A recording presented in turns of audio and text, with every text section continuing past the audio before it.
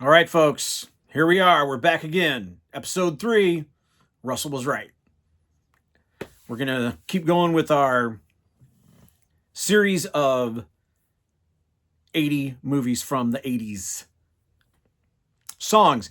80 songs from movies from the 80s. See if I can get that right. It's my own thing. So, and like I said in the last episode, it's got to be a tune from a movie, whether it's specifically written for that and recorded for that movie, whether uh, it was recorded for an album by a group or whatever, and it didn't end up, and it ends up on a soundtrack. One way or the other, the movie has to be responsible for the song being known and in the public eye. So,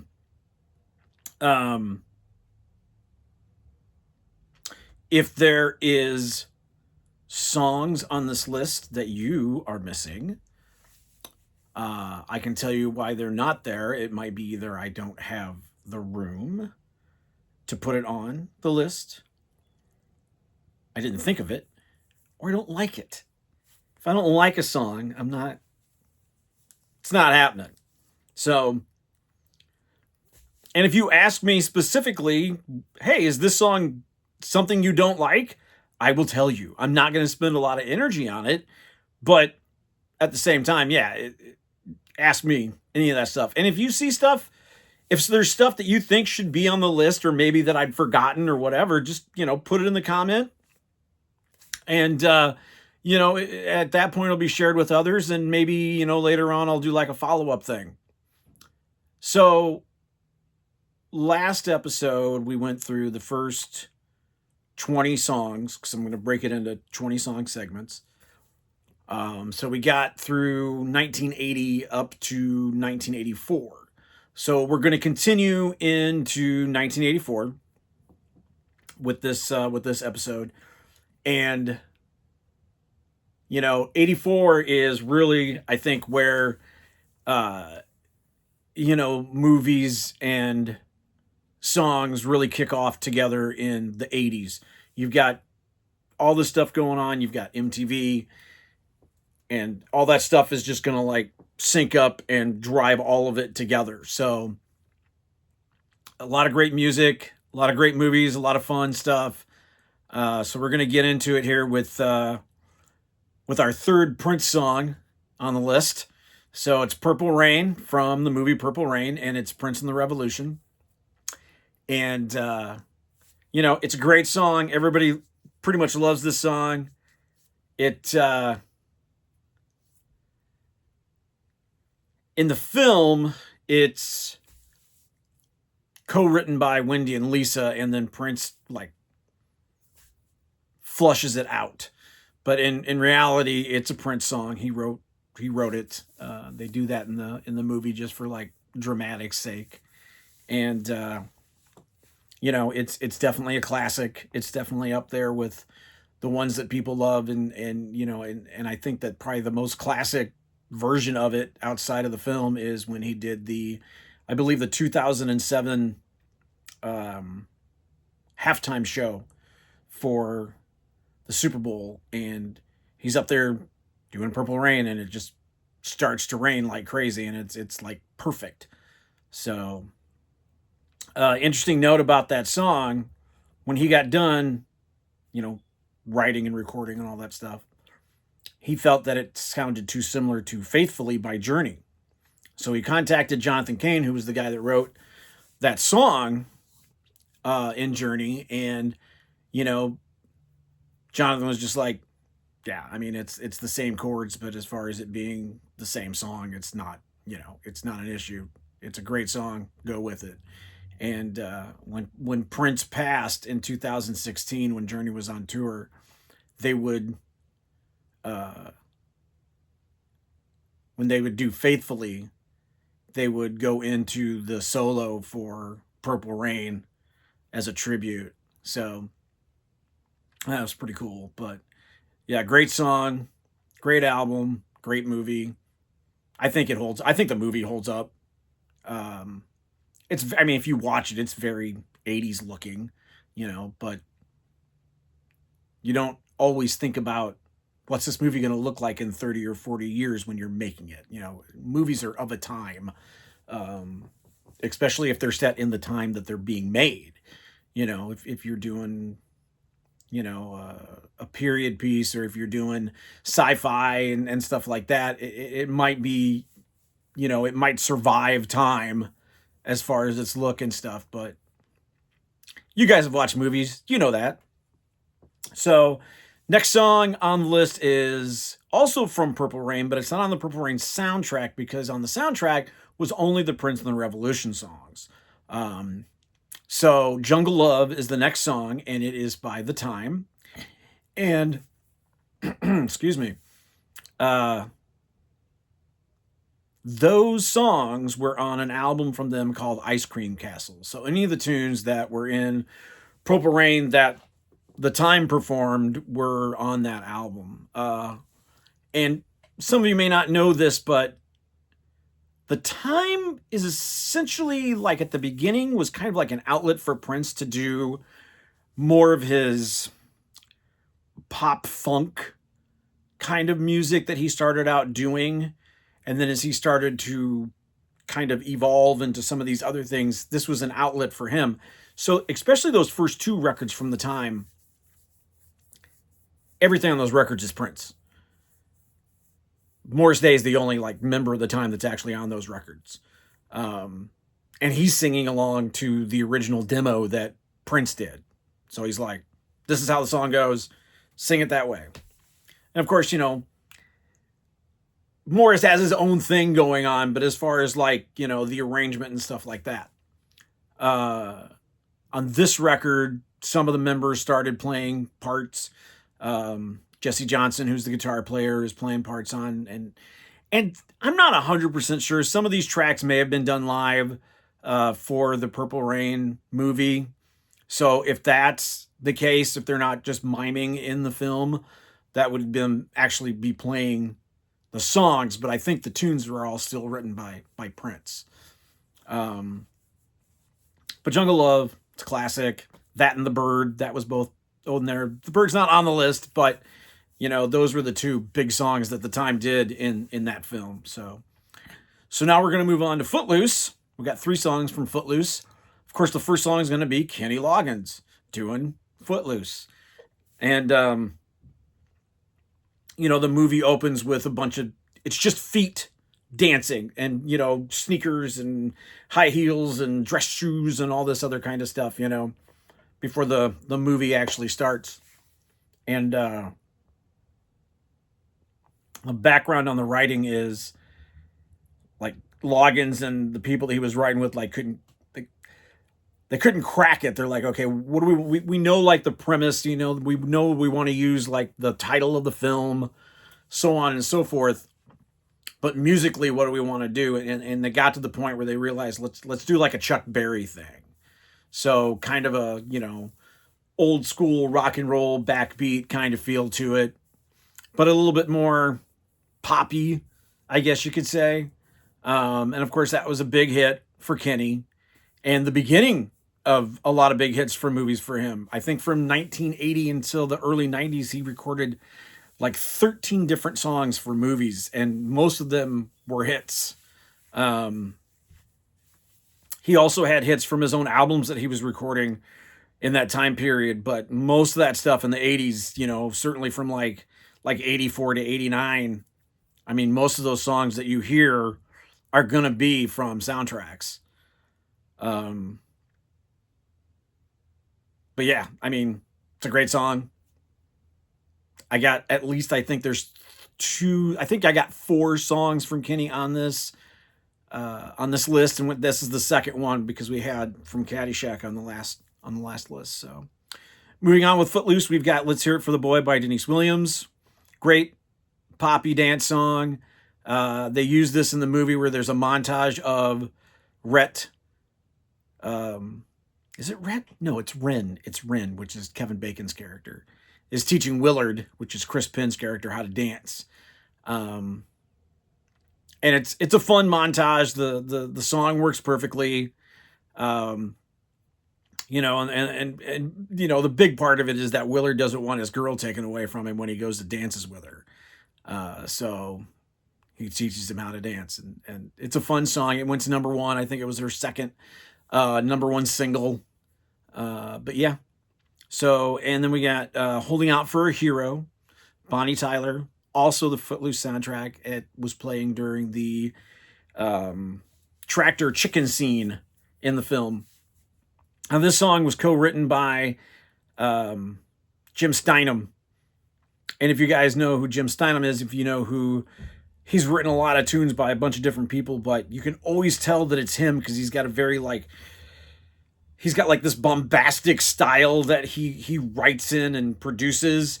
So Bat Out of Hell from Meatloaf is all Jim Steinman songs and produced by him. So, if you've ever heard, that's what it is. And what's another tune by him? Oh, the other song by her that's really big. You're kidding me that I can't remember this right now. Total Eclipse of the Heart. That's a Jim Steinman tune. And Making Love Out of Nothing at All by Air Supply. And It's All Coming Back to Me Now by Celine Dion. And if you sit down and listen to all those songs together, you'll be like, of course the same guy wrote all these songs. Yeah, it's crazy. But that was a big hit for her too. She had several hits in the 80s and late 70s. But yeah, Holding Out for a Hero, fun song. You probably heard it in a Shrek movie. It's definitely one of those tunes that's been used over and over again in other movies and TV shows and stuff. So, all right, now we're going to go on to Against All Odds, Take a Look at Me Now by Phil Collins from the movie Against All Odds. Truthfully, the only thing that I remember about this movie is Jeff Bridges, James Woods. I saw it in the theater with my brother Roy when I was, 10. And this song. I don't think I've seen the movie since then. But this song is so great. The arrangement, his vocal. I love when a song for a movie includes the title of the song. He only says Against All Odds once in the song, and it's my favorite part of the song. I'm like, here it comes, and you sing along with it, and it's great.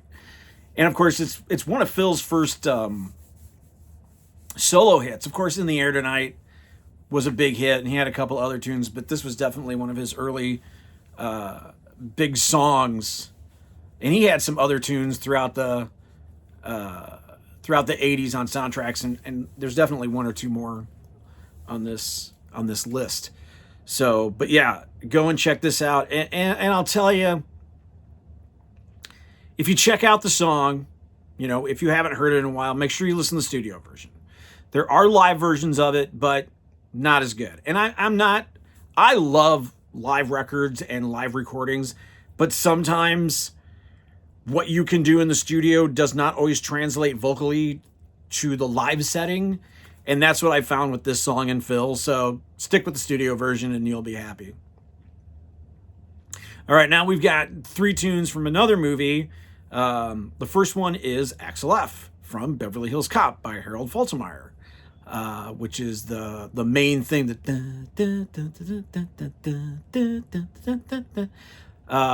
that's used throughout the movie. And of course, that's his name in the movie is Axel Foley. And this was a number 3 hit. And for an instrumental to be a hit, the 80s were weird, man. There was a lot of different stuff going on. This was a big hit as an instrumental. Rocket by Herbie Hancock was a big hit. And I think the Miami Vice soundtrack, the song, the main theme for Miami Vice was a hit. But usually you don't get a lot of hits that don't have any vocals on them. It's rare. Especially in the pop world. So, but it's a fun song. Once again, it's one of those things everybody knows that there's been a bunch of covers. It's been used in a bunch of different movies. It's a staple, but this is where it came from. It exists because of this movie. Next tune is The Heat Is On. And this is Glenn Frey, who used to be in the Eagles. Shout out to my sister Coralie, who loves Glenn Frey, and I always give her a hard time because I'm like, Glenn Frey is the Art Garfunkel of the Eagles to Don Henley's Paul Simon. But I like Glenn Frey, especially the stuff in the Eagles and some of his solo hits. But I just think that Henley's more prolific. But it doesn't matter. I love you, Core. But so this is a cool song. I'm not a huge fan of like pop and rock songs with saxophones in them. This song works. And I think it's in the movie when he's hanging on, and like right at the beginning when he's hanging on to the back of the semi truck and trailer. I'm pretty sure. Maybe it's Neutron Dance. I don't know. I haven't watched it in a while, but it's in the movie. It's a great song. It was written specifically for the movie, and was one of Glenn Frey's big hits in the 80s. He had that in Smuggler's Blues. That was from Miami Vice. And he had 2 or 3 other like big hits in the 80s, but this was definitely like this and Smuggler's Blues were probably like his height of solo tracks. And it's a great song. Next song is New Attitude by Patti LaBelle, the great Patti LaBelle. It's a fun song. Used to quote it with some of my friends back in the day about I've got a new hat, I've got a new dress, I've got a new attitude, lyrics from the song. And it's a great song. And Patti LaBelle is so great. But she's another one of those people that if you listen to her live stuff, she's just overdoing it. But her studio stuff is so good. And of course, that's just my opinion. But when I've seen her do things, I'm just kind of like, please dial it back a little bit, Patti. But yeah, check out New Attitude. It's a great song, super fun.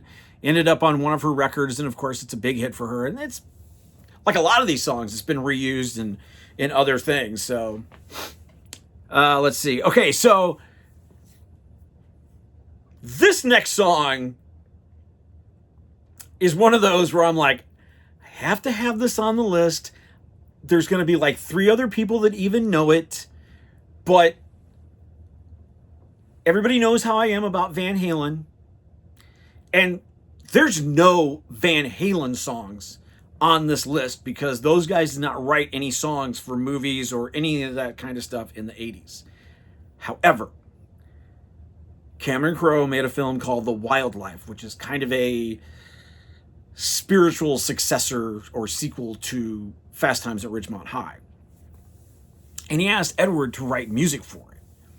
And Edward had a song on the soundtrack called Donut City. It's an instrumental tune. I mean, all the stuff that he did on this record was instrumental. It's only ever been released on vinyl. If you watch the movie and listen to the music, you're going to hear snippets of mostly future Van Halen songs, which is kind of cool. Like he's using it as the score. But this song specifically was he actually wrote a tune. It sounds suspiciously like a Loverboy song. Turn Me Loose by Loverboy. It's got that same feel. But it's a fun song. It's not available on, you can find it on YouTube. If you want to listen to it, you can find it on YouTube. Just type in Edward Van Halen, Donut City, and you can check it out. But I had to put that on there. I mean, it's the only way I'm really going to get any Van Halen on this list. So I got some Sammy Hagar on the list, but that between those 2 guys, that's about it. That's the closest we'll get. So the next song is Ghostbusters, For Ghostbusters by Ray Parker Jr. And of course, this is one of those songs from a movie it's almost like, it's more like a novelty song than it is like a real song. Everybody knows this song. He's like, who are you going to call? And it becomes a punchline in so many different things. And it's a fun song. There's no doubt about that. I don't know if I'm going to put it on like my, top blah blah blah list, but it's on this list because it's an important song of the 80s and for that movie. Ray Parker Jr. is one of those guys that has a long history, like as a studio cat. He used to do all kinds of like R&B and pop and stuff like that, like studio session stuff on guitar.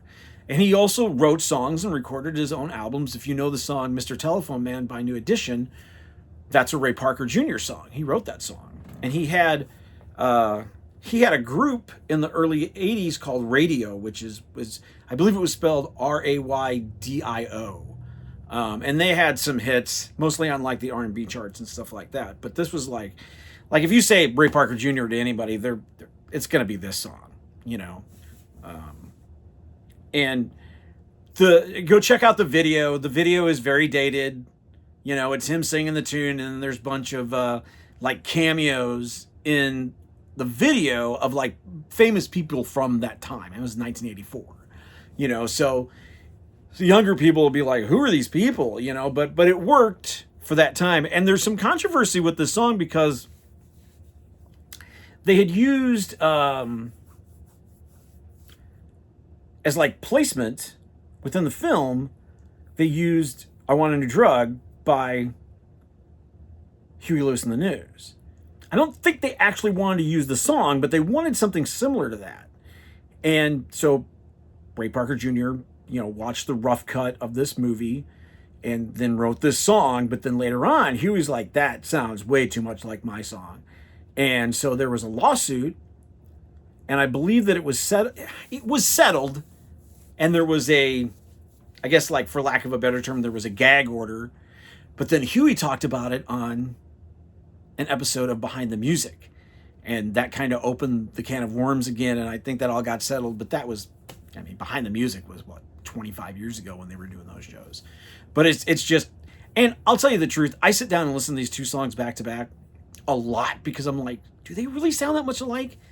And I don't really hear it, but I didn't write the songs. So, but there are some songs where you're like, oh, that sounds exactly like that, or, you know, but whatever.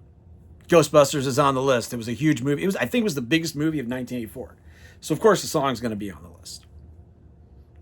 So the next song is from a movie called Streets of Fire, which is kind of a cult classic. But the tune is I Can Dream About You by Dan Hartman. So Dan Hartman is a cat that was in the Edgar Winter Group. And if you're not familiar with Edgar Winter Group did Frankenstein. And they also had a tune called Free Ride. And Dan sings the vocals on that. I can't remember how many albums those guys did, 2 or 3 together. But another thing about that group that's interesting is that the guitar player was a cat named Ronnie Montrose. And Ronnie Montrose later on had his own band called Montrose, which featured for the first 2 records Sammy Hagar on vocals. So Dan Hartman has this tune on this on the soundtrack, and I don't think I've ever seen this movie. There's 2 different videos for this song. Within the movie, there's like an R&B vocal group, like a Temptations kind of group that sing this song. And the video is just like that scene from the movie. But there's also another version where it's Dan, like a bartender and in a bar, like dancing with some girl and stuff like that. So, but it's Dan Hartman that sings it.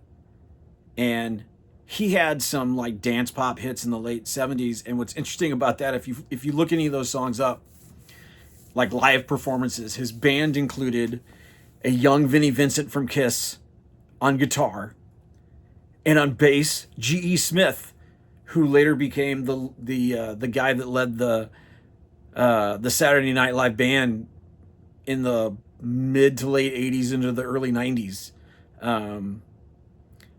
But those guys were session players and doing all that stuff back then too. So, but it's just kind of funny to see these guys.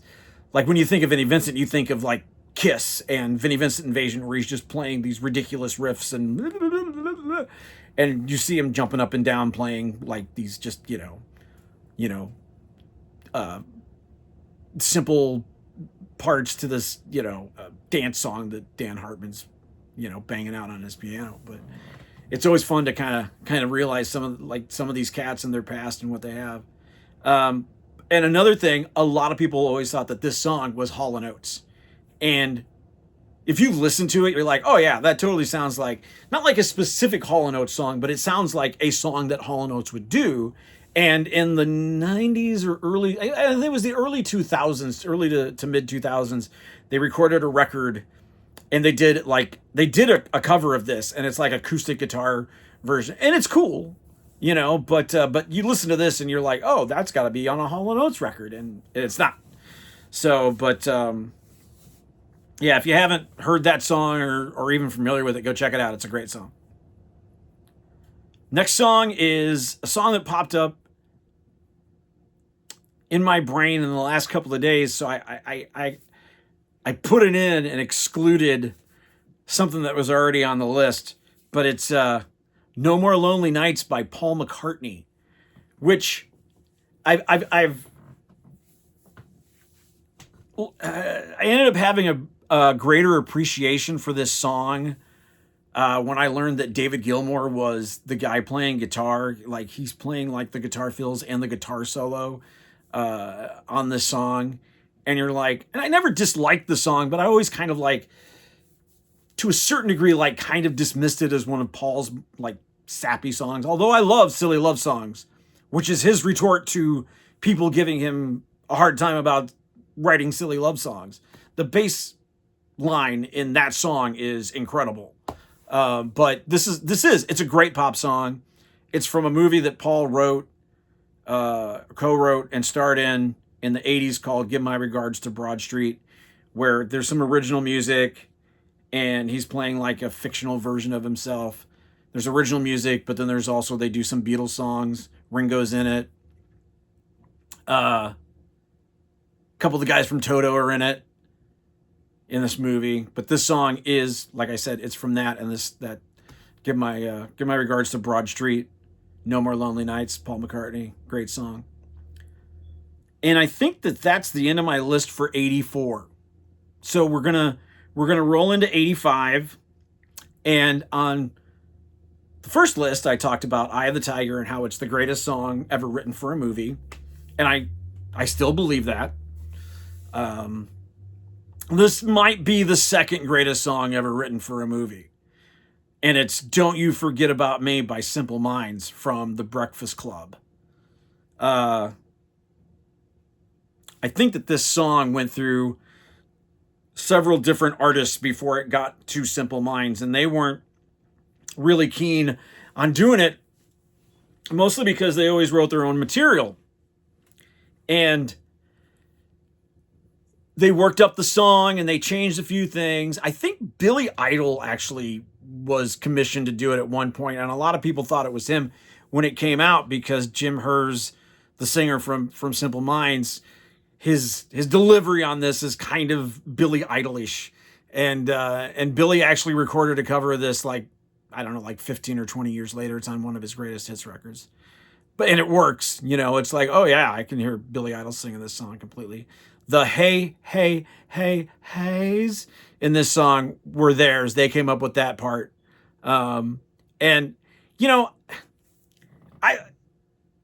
Everybody listens and enjoys music in a different way. Like, the drum part in this song, I love, like when they're coming out of the, I think like maybe the final chorus, and it's just a really simple thing where he's going rat-a-tat-tat, rat-a-tat-tat, rat-a-tat, and then you go na la la la, and I'm like, that's my favorite part of the song, where he just comes in on that, just like this perfect, super simple drum part. But it's stuff like that always keeps me coming back to certain songs. And once again, this song is just, it's great. It's like I said, it's definitely one of the best movies or best songs written for a movie. And if you're not familiar with Simple Minds music, check Simple Minds out. They've got some really great songs. They're still around. Two of the original guys, the singer and the guitar player, are still Simple Minds. They're out there recording music. They're touring. Check out, like, there's a greatest hits that's out. There's a couple of different compilations, but they've got some really, really great songs. So next up, we're going to go with St. Elmo's Fire, Man in Motion by John Parr. Now, John Parr had a tune called Naughty Naughty that was a hit in like 83 or 84. Now, David Foster is a guy who is a producer and writer, and he was working on the music for this movie, and he'd heard Naughty Naughty, and he thought it was a cool song. He's like, okay, let's get John in here to sing a song. So they brought Parr in, and he didn't like any of the material that they had for him, so him and Foster decided they're going to write an original song. Now, the song is called St. Elmo's Fire, and lyrically, some of that stuff is written about the movie, but for the most part, the song, which its secondary title is Man in Motion, is about this guy that John Parr read about who was traveling cross country in a wheelchair to raise awareness for spinal cord injuries.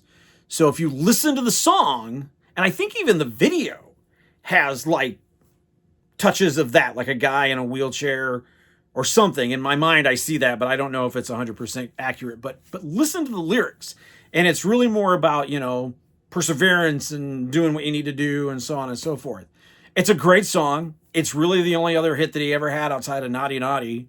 And another song where he's like, he says the title of the movie in the song once, I think. And I'm like, here it comes. It's the best part. And, but yeah, it's a great song. And it's, and I haven't really talked about this, but a lot of the times in the 80s, and it probably filtered into the 90s a little bit, but definitely in the 80s, if they made a video for the song from a movie, the actors would be sometimes in the video. So in the video for this song, like towards the end of it, like everybody that was in, like the 7 or 8 leads that were in St. Elmo's Fire are all like lined up, and Parr's just like walking in front of them, like singing the tune to them, which is perfect promotion. They don't have to do stuff like that anymore because they don't do stuff like that anymore because they don't promote things the way they used to. But that's for another episode. But yeah, if you haven't heard this song or haven't heard it in a long time, check it out. Okay, now we're going to get into 2 songs by Huey Lewis and the News from probably one of the greatest movies ever made, which is Back to the Future. Now, a little background on this movie. So Bob Gale is the guy who wrote it. And Bob was inspired to write this movie because he was visiting his father, and he had found his dad's old yearbooks, and it was flipping through them and came across his dad. Like his dad was like class president or something like that. And he's like, I wondered if I would have been friends with my dad if we had gone to high school together. And that was like the genesis of the idea for Back to the Future. And Robert Zemeckis, who's the director, and Gale decided that Marty's favorite band would be Huey Lewis and the News.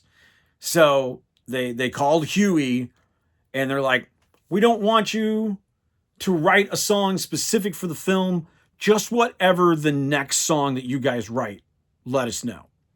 And that was Power of Love, which is, once again, one of the best songs for a movie ever. It's right there at the beginning with Marty and his girlfriend as they're walking through town, and they play the song throughout the movie. Huey does a cameo in the movie, if you remember, when Marty and his band, the Pinheads, are auditioning for the school dance. They play like this rubbed up version of Power of Love, and Huey is one of the guys that like is trying to decide who's gonna run in the audition, and he stops them, and he's like, you guys are just too darn loud. It's hilarious. It's so good. And Another little piece of trivia: the guy that's playing the bass in the Pinheads with Marty is actually Michael J. Fox's guitar instructor from the film. So, but it's a great song.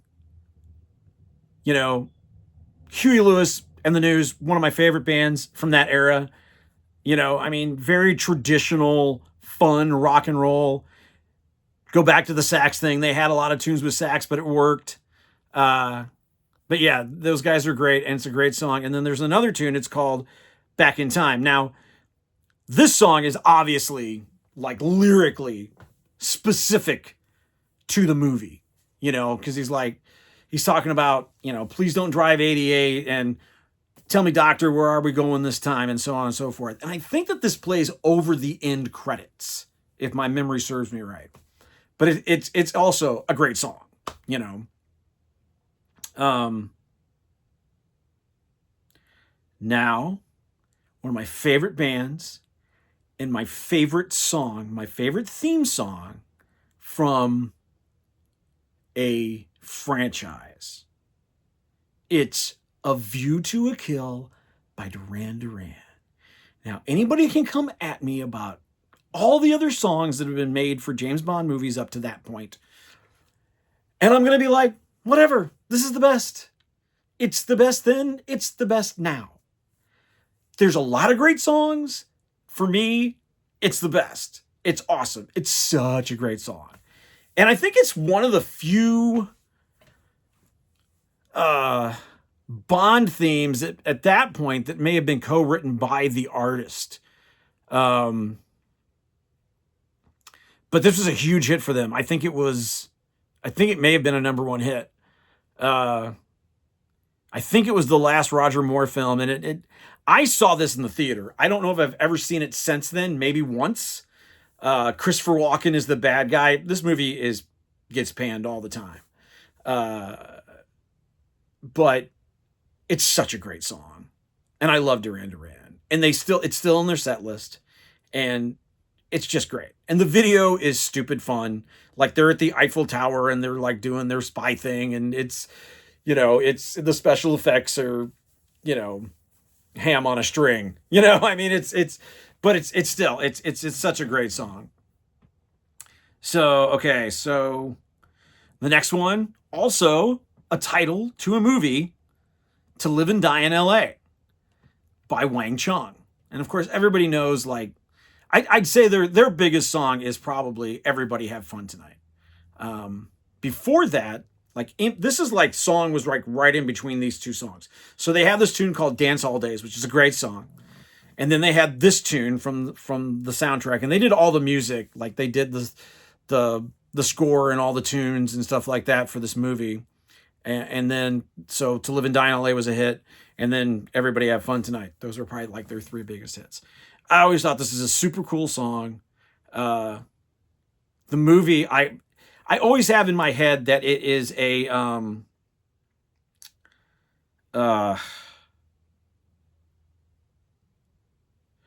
wow, I'm having a blank right now, but the guy that did Heat and, oh, that's so frustrating that I cannot think of his name. One of my favorite directors. Hold on.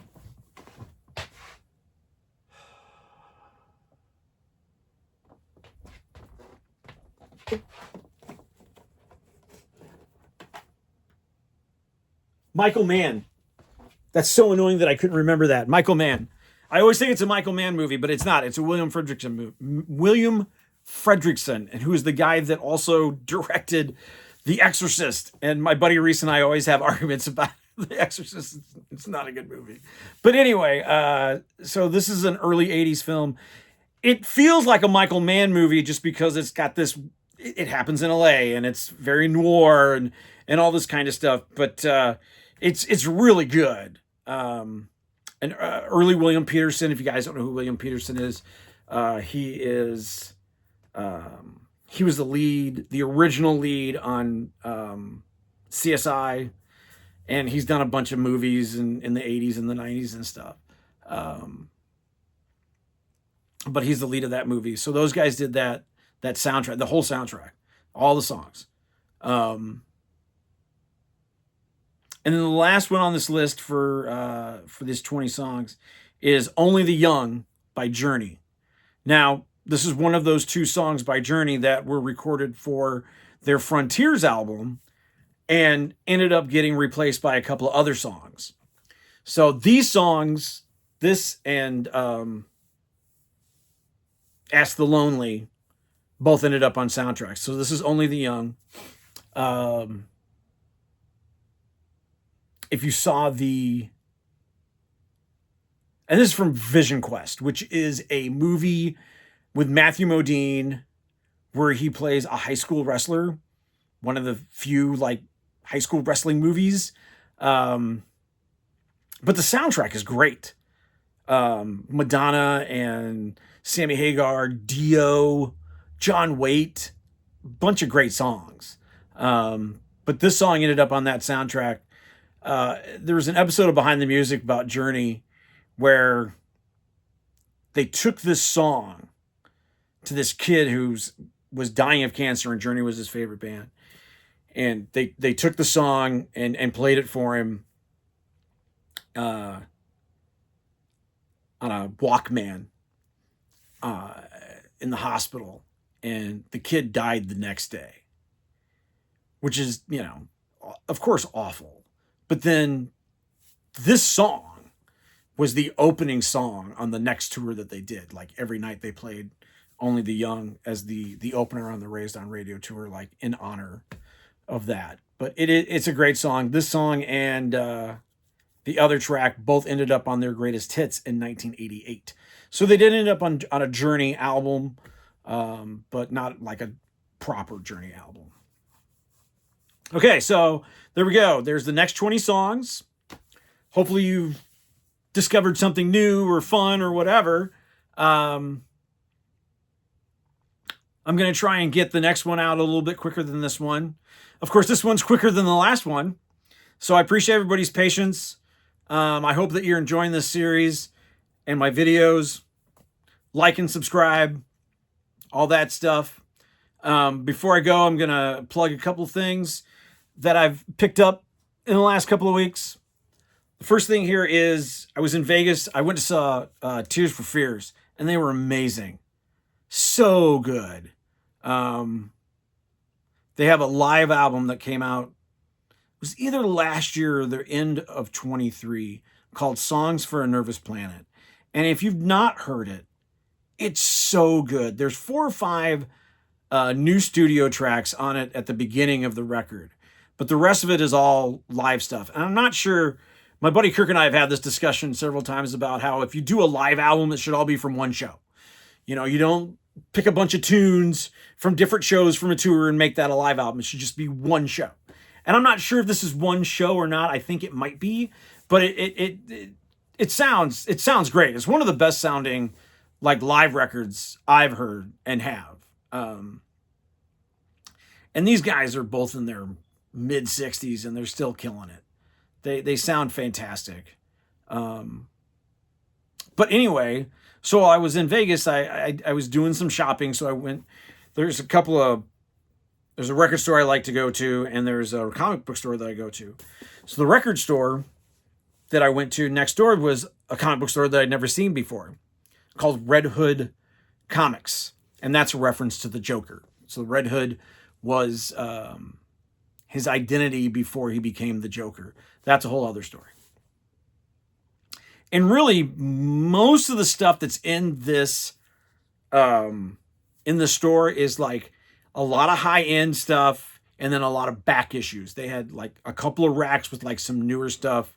And one of the things that I found was this Batman book, and I call it a book because it's not a comic.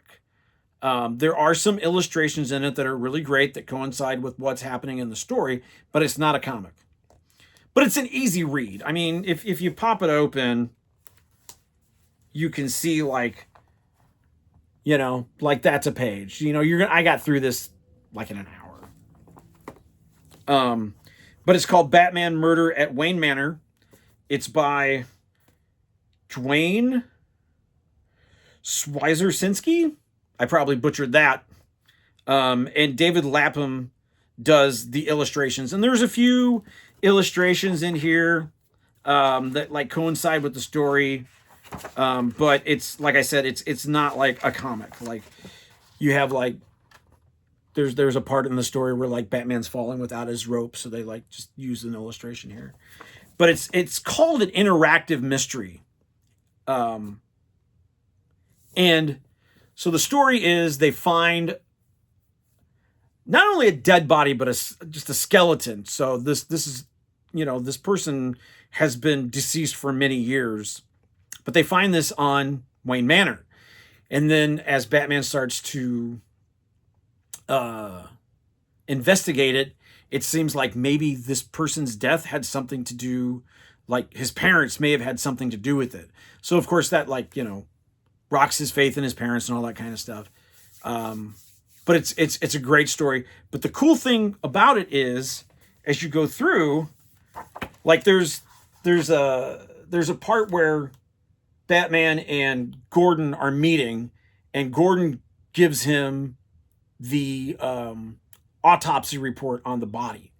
And instead of like having an illustration of it, there's actually a piece of paper that has stamped on one side, and then it has all the autopsy stuff on the other side, which that's really cool because it's not just like, like interactive. It's in your hand. You're reading it, Another cool thing, and this happens throughout the book in a variety of ways. Another cool part, like there's a picture of Martha and Thomas Wayne with some people at a party that is very important to the story. And there's actually like this little picture that you can pull out of the book. So I really dug this. I love stuff like this. Obviously anything Batman I'm gonna be drawn to. It's available online. It's just like I said, it's called Batman Murder at Wayne Manor. If you have any interest in it, look for it. I'm sure you can find it. I don't know if you'll find it at your local bookstore, but I'm sure that people could order for you. Do whatever you feel like you need to do. Go to your local and have them order it, or go online, or go to Barnes & Noble, wherever you can get books and buy books and enjoy books. Few movies. Now, I didn't just pick these up, but I watched both of them over the weekend because there's a new Predator movie came out, Predator Badlands. And my buddy Reese and I went and saw it over the weekend, and it's really good. If you enjoy the Predator movies, I think that you'll dig it. The Predator franchise is really weird. The first movie is awesome. I mean, it's just so good. I mean, anybody that's seen it is going to tell you that it's not only an 80s classic, but it's a classic. And it's one of those fun things for me where like you think it's one thing and it turns into something else. It's like, oh, it's these guys in the jungle and they're trying to rescue somebody, and oh, they've been double crossed and blah, blah, blah, and then all of a sudden it's like, oh, there's a space alien and he's coming after us. So of course that's the first one with Arnold. A guy, Arnold, get to the chopper. And so I watched that, which I hadn't seen, I don't know, maybe a year or two, but it's always fun to revisit this kind of stuff. And you've got two governors in this movie. You've got Arnold, who was the governor, and then Jesse Ventura, who I think was the governor of Minnesota. I can't remember, something with an M. But and also Shane Black is in this movie. If you watch it, he's the guy that's on their team with the glasses. And if you don't know who Shane Black is, he wrote and created the original Lethal Weapon. So he wrote the first Lethal Weapon movie. He created all those characters in that world. And he's since then has done several other things on his own. In fact, he did a Predator movie. The last Predator movie that came out that was The Predator. He directed that, and he directed a movie called The Nice Guys, which I love. I guess he's got a new movie on that's streaming called Parker with Mark Wahlberg. He did a movie called Kiss Kiss Bang Bang, which is Val Kilmer and Robert Downey Jr. Love that movie too. But yeah, I watched Predator to get ready for the new Predator movie. It's great. If you haven't seen it in a while, check it out. Then I watched Prey. Okay? Now, this is a Predator movie, and if you've never seen it, you need to, because it gives the first movie a run for its money. It's so good.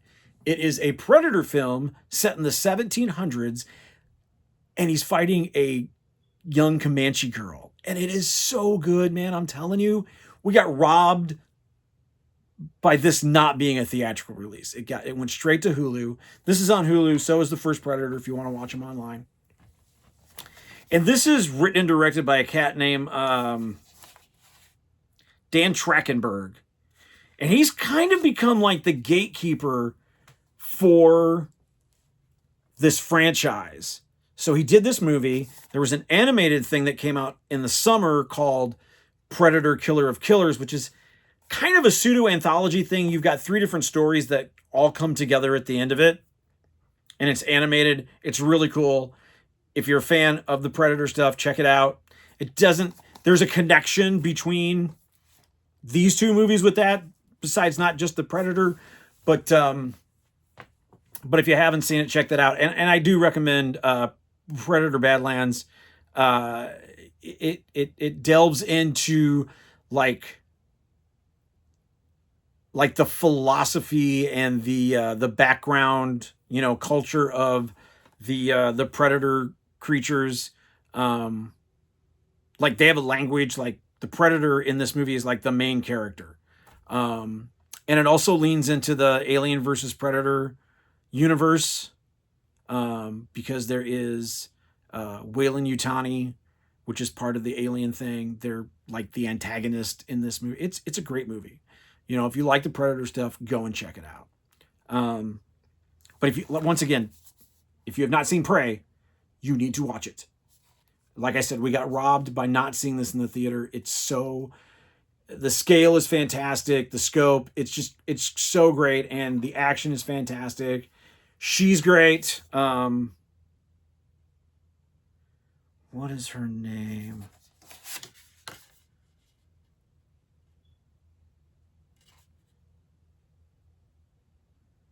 I can't read it, but look it up. And there's a dog in this movie who's fantastic. It might be the best dog in a movie ever. Just awesome. So check those out if you want. And then I'm going to throw a classic out at you. If you haven't watched this movie in a while, you need to. I was going through my collection. I'm like, how do I not own Kindergarten Cop? Okay, I'm sorry, but I'm not sorry. This might be Arnold's best movie. It's definitely, I think, his best performance as an actor, because a lot of the times, we see Arnold doing like, Predator or Terminator or all this kind of stuff. And even like when he does a comedy, it's like this outrageous stuff. With this, yeah, he's playing a cop, but he's not like a super cop. He's not out of place. Like his character is actually from Austria. I mean, you have these movies where Arnold's supposed to be playing just a regular dude, and he's like, "Hello, I'm Arnold, and I come from, I work in New York," and it's like, we're not buying it, dude. Look at your size. Look at the way you talk. You're not just a regular guy working at the Home Depot. But this movie is so much fun. He's great in it. The kids are great. The story is great. It's got some great lines in it. I am the party pooper. It's not a tumor. This is a ferret. Dominic, don't worry about the lasers. Who is your daddy and what does he do? I mean, come on. You gotta love Arnold. You gotta love Arnold movies. Even the bad ones are worth watching. It's just fun. So, but yeah, if you haven't watched Kindergarten Cop in a while, check it out. I'm sure it's streaming. If not, I got this for $5 off Amazon. Just order it. So, all right. So there's our second episode. This went a lot longer than I thought it was going to. Hopefully you have the time and the patience to watch the whole, 55 minutes of it. But I'm really having a good time doing these videos. Hopefully you guys are enjoying it. and you're coming across some stuff that maybe you haven't listened to or listened to in a long time. And I really appreciate everybody's support. Once again, like and subscribe, and we're going to see you again soon. All right, thanks. Bye, y'all.